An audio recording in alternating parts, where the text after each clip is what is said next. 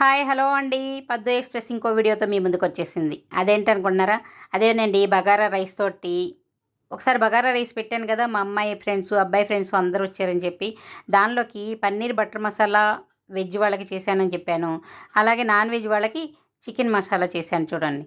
ఇది ఎలా చేశాను ఏంటనేది ఇప్పుడు మీతో షేర్ చేసుకోవడానికి వచ్చాను చూడండి. అప్పుడు లాంగ్ అయిపోతుందని చెప్పి అప్పుడు చూపించలేదు. ఇప్పుడు చూపిస్తున్నాను. ఇప్పుడు దానికి కావాల్సినవి ఏంటో ముందుగా చూద్దాం.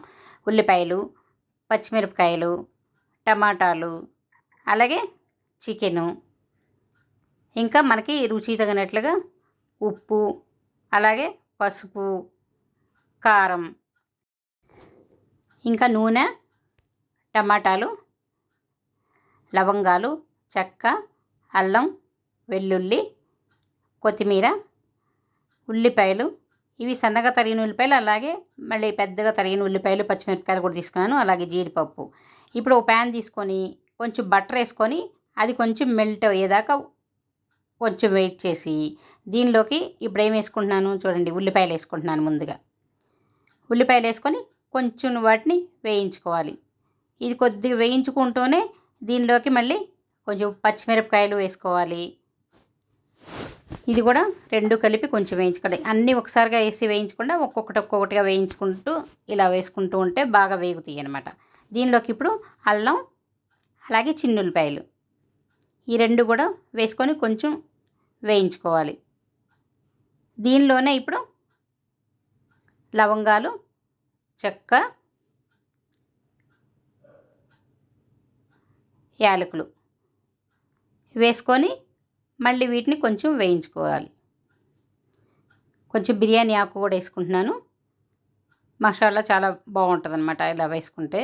చూడండి మొత్తం కలిపి ఇలా కొంచెం ఫ్రై చేసుకొని దీనిలోకి ఇప్పుడు టమాటాలు కూడా యాడ్ చేసుకుంటున్నాను చూడండి.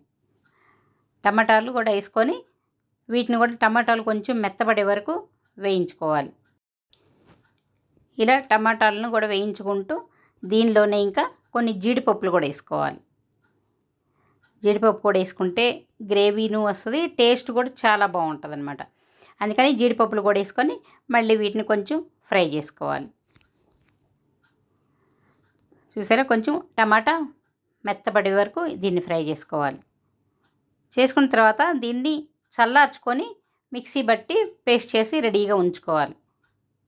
చూసారా, తర్వాత ఒక కుక్కర్ పెట్టుకొని, అంటే నేను కుక్కర్లో ఈజీగా చేసుకోవడానికి కుక్కర్లో ఎలా చేసుకోవచ్చు అని చూపిస్తున్నాను. మామూలు గిన్నెలో కాకుండా కుక్కర్లో అయితే చాలా ఈజీగా చేసుకోవచ్చు అని చూపిస్తున్నాను. ఫస్ట్ ఉల్లిపాయలు, పచ్చిమిరపకాయలు వేసుకొని అది వేగిన తర్వాత కొంచెం అల్లం వెల్లుల్లి పేస్ట్ వేసుకున్నాను.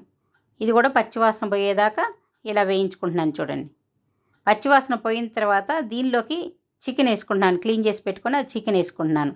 దీనిలో కొంచెం ఉప్పు, పసుపు, కారం ఇవన్నీ వేసుకొని బాగా కలుపుకోవాలి. ఇవన్నీ బాగా కలుపుకున్న తర్వాత ఇప్పుడు కుక్కర్ మూత పెట్టి దీన్ని ఉడికించుకోవాలి. ఒక విజిల్ 2 విజిల్స్ వస్తే సరిపోతుంది. చికెన్ ఏమైనా తొందరగా ఉడికిపోతుంది. చూడండి ఉడికిపోయింది. ఇప్పుడు దీనిలోకి మనం ముందుగా మిక్సీ పెట్టుకున్న పేస్ట్ ఉంది కదా, ఇప్పుడు ఈ పేస్ట్ వేస్తున్నాను. ఈ పేస్ట్ వేసుకొని బాగా కలుపుకోవాలి. చూడండి,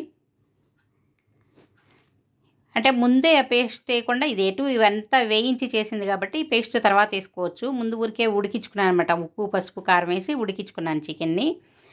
తర్వాత ఈ పేస్ట్ వేసేసాను. పేస్ట్ వేసేసి దీనిలో కొంచెం ధనియాల పొడి వేసుకొని అలాగే కొంచెం కొత్తిమీర, పుదీనా వేస్తున్నాను. వేసి బాగా కలుపుకోవాలి. ఇలా కలుపుకున్న తర్వాత దీనిలో ఇప్పుడు మనం సరిపడా కొంచెం, అంటే మరీ గట్టిగా ఉంది కదా, కొంచెం గ్రేవీ రావాలి కదా మనకి, అందుకని చెప్పి కొంచెం నీళ్లు పోసుకొని మళ్ళీ దీన్ని బాగా కలుపుకొని కొంచెం సేపు ఉడికించుకోవాలి.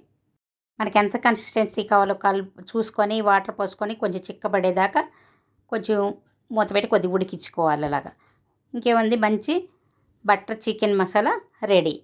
ఇంకేముంది, తినడానికి రెడీ అనమాట. ఎలా ఉందండి? మీకు నచ్చిందా? నచ్చితే లైక్ చేయండి, షేర్ చేయండి, సబ్స్క్రైబ్ చేసుకోండి. బాయ్.